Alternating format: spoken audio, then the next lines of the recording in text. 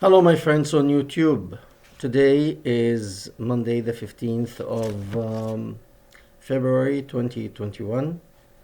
Uh, Today's video, I'm going to speak about hadith in Islam.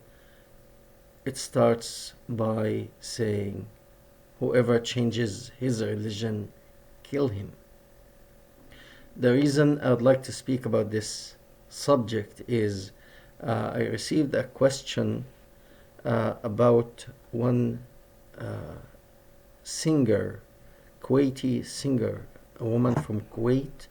Her name is Ibtisam Hamid or Basma al-Kuwaitiyya, Basma the Kuwaiti. She changed her religion from Muslim. She declared that she changed her religion from Muslim to a Jewish woman. This is the first time actually I hear of a person who changes, a Muslim person who leaves Islam and become a Jew. And the reason here, I don't think this young lady understands what Judaism really means. For example, I am Egyptian. I cannot say, if let's say I went to live in Japan and I lived a long time and I applied for Japanese citizenship. Or let's say, no, okay, better example. I'm sorry. Let's say my wife is Egyptian, I'm Egyptian, and we lived in Japan or in Korea for a long time, and my children were born there. Automatically, they will obtain the citizenship of this country, of Japan or Korea. However, their genes, their race, they can never be Japanese. They can never be Koreans. Why? Because this is a race. You can obtain, like if you go to Israel, there are many people from many different countries and they have the citizenship of Israel. They can be Israeli national. But they cannot be Jewish, because to be a Jew, that's a race. That is a group of people. You could believe in the Jewish faith, but that will never make you a Jew. However, I think I'm just going to make clear up things. Muhammad, when he started his mission, his nonsense, whatever, call it mission or call it whatever you want, his ideology in Mecca, he stole.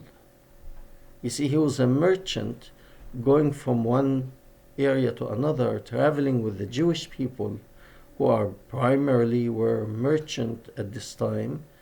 And he listened to their stories about the Bible, about the Old Testament, and the prophets and the miracles and this and that. So he heard many of these stories, and that's why you see all these stories about Abraham, Noah, Jacob, Isaac, all in the Quran, like bits and pieces here and there.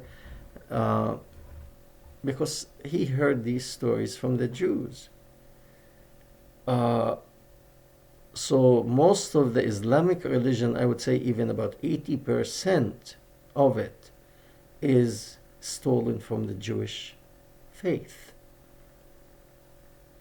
So I would say for this young lady, I really never heard of her before, and I don't think she is doing that to obtain fame, because she is famous already in her country and in other Islamic country as a good singer. So I think because there is closeness in tradition uh, to the Jewish faith, she thought she can become a Jew. Uh, I think because also the Jewish tradition is very clear, like the Ten Commandments are very clear. Don't kill, don't steal, don't commit adultery, and so on and so forth. It's a clear command, and therefore she is can easily relate to that, coming from an Islamic religion.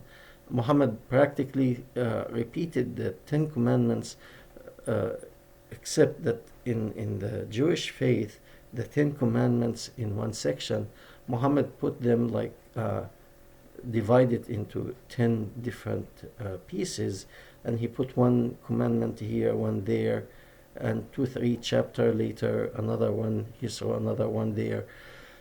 So, but it's not even clear because sometimes he puts exception. For example, in Jewish tradition or in the Jewish faith, it's very clear, don't kill, period, finished. In Islamic tradition or in Islamic teaching, the commandment Muhammad left to the Muslims, don't kill an innocent soul or an innocent person unless. So there is an exception here. Unless this is open for the interpretation by anyone. And therefore, you have people murdering other people, and sometimes Muslim murdering Muslim because of that word unless, and the justification, they didn't believe, let's say, in the Sunni tradition. They are Shiite, and therefore, since they are not Muslims, even though they are Muslim Shiite, we kill them. That's it. And the same goes for the Shia. If the Shia have the upper hand in certain country and they have few Sunni, they will kill them. And why? Hey, they are not following the true tradition of Islam like us, and therefore kill them. So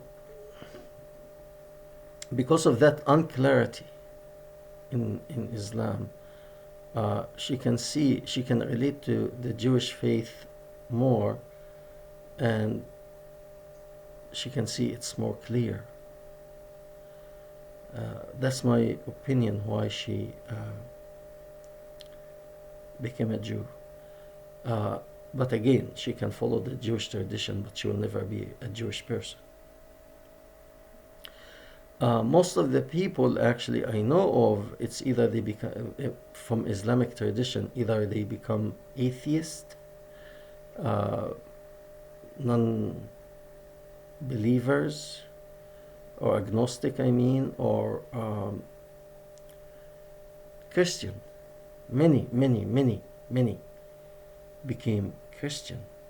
And honestly, this is the first time I hear that a person from Islamic tradition became a Jew or wants to become a Jew. And I think Christianity, why, one more reason, Christianity is really not easy to understand unless you spend time to learn it. Most of the people who left Islam and became Christian, most of them, according to my own experience, they tell you something touched me inside. Jesus touched me inside, in my heart. I know of a young lady, she was from Jordan and she was Muslim, and she converted to Christianity and she ran to Egypt to hide because her family were very upset with her. I don't know if they even wanted to kill her. So she went to Egypt to hide, and she hid herself in Egypt for a long time until she managed to escape to Australia. What I heard from her is that she was dreaming and she was in a car, and she can see Jesus standing on the side of the road waving at her. And as her car passed him, she was sitting in the back seat. She kept looking at him in the back window, and he was still waving at her. And she felt something deep in her heart touched her. So she went and she learned Christianity, and she became Christian, and her family found out, and she had to run away. So that's the case for all that I know about those who left Islam. Mostly they became Christian. There's another young man, he is very well known. If Muhammad did not say that verse, whoever changes his religion, kill him, you would have seen Islam wouldn't have stood up for more than, let's say, 10 years after the death of Muhammad. Literally. If it weren't for that sentence. Because the day he died, they started to say, thank you very much. Leave me alone. And they ran away from him, from the organization. That when Abu Bakr, the first caliphate, he started to fight these people who left Islam. And he brought them back by the sword. So they were actually forced at the time of Muhammad, because he was a very strong military leader, and for them it was either convert or die. So they didn't want to see their family destroyed. So they followed him, not that they were really happy about following him. It was, they have no choice. It's either that or my daughter will be raped. My wife will be raped. So, okay, let me compromise here until he drops dead. And when he dropped dead, they actually wanted out. Okay, and the very same thing happening today. Those who can say, I left this evil faith or evil teaching, I wouldn't be able to say what I'm saying here now if I were not in the United States or in any open society. But if this part of the Islamic religion is removed, I am very sure within a week, half of the Muslim will declare that they don't believe in this nonsense. It's already even Saudi Arabia, where the Gulf area, more than 30% of Saudi left this Islam. 50% of Persian, Iranian left this nonsense. But they cannot say it out loud because they know the penalty is death. We have to understand that where you are, it has a lot to do with it. Okay, one Muslim clerk came out and he was saying, the very interesting thing, this clerk 20 years ago, he was so arrogant, we can kill him, we can kill the person who changes his religion, but we don't want to do that. He didn't say it like the way I'm expressing it, but his attitude, these insignificant people left Islam. It's not a big deal. We don't need them. He came out now and he said, it's up to God. We cannot really judge. We are not the judge. God is the judge. And God will judge them. That's their business. They want to become Christian. That's their business. Why is he saying that now? Why he changed his tone? He changed his tone because first he's from the Azhar University, which is the most prominent Islamic university in the world. And these people honestly are they work for the government. Okay? So whatever the government want them to say, they say it, and they find justification in the religion to say what they say. Okay? So now the governments of the Muslim countries, whether it's Egypt, Saudi Arabia, all North Africa, they can feel the heat that people are sick of this teaching. Sick. Those who think, those who use their mind, they are sick of that teaching. Men and women leaving to different faith or or becoming atheist, and they know they cannot stop it. They know it will get more and more. So they adjust now. They are trying to adjust, and this is a first step adjustment. Okay, that's their business. They can leave Islam, become Christian. They can become Jews. That's their business.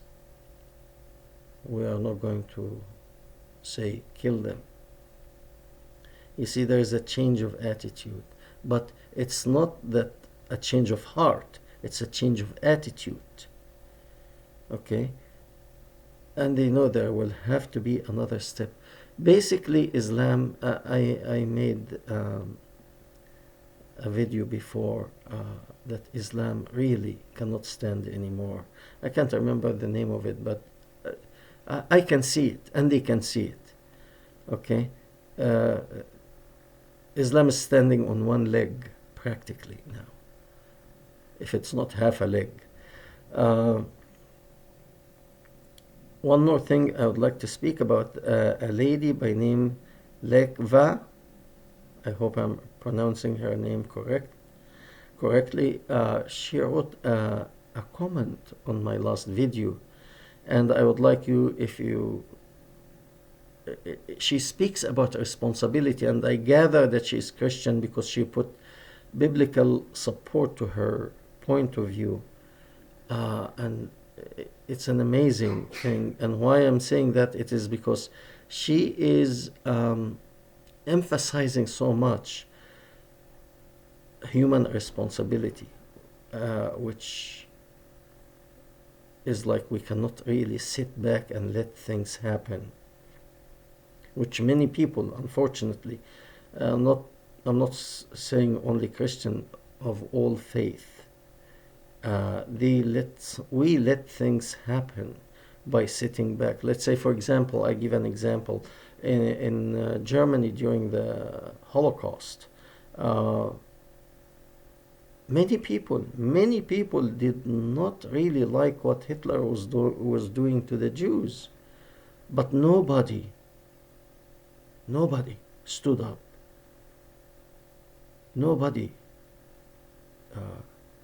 was willing to really, let's say, go to a public square and declare this is evil before it started. No one. Even the Catholic Pope, that was the direction for him, actually, to turn his head the other way. He knew what was going on. So why I'm saying that, because what we do, it has an effect later on. If you study hard when you are going to school, most likely you will have good grades, and accordingly you will get a better job. Whereas if you are lazy, not studying, and you get bad grade when you graduate, you will get a bad job. Okay? So what we do has effect later on. And that's what this lady was saying. And I actually suggested if we can do something together, because her point of view is valid, and I felt it's very good, and that's why I'm sharing that with you. And if you can go to the previous video and look for her name and read her comment. We appreciate your attention. We hope to hear from you. Thank you very much.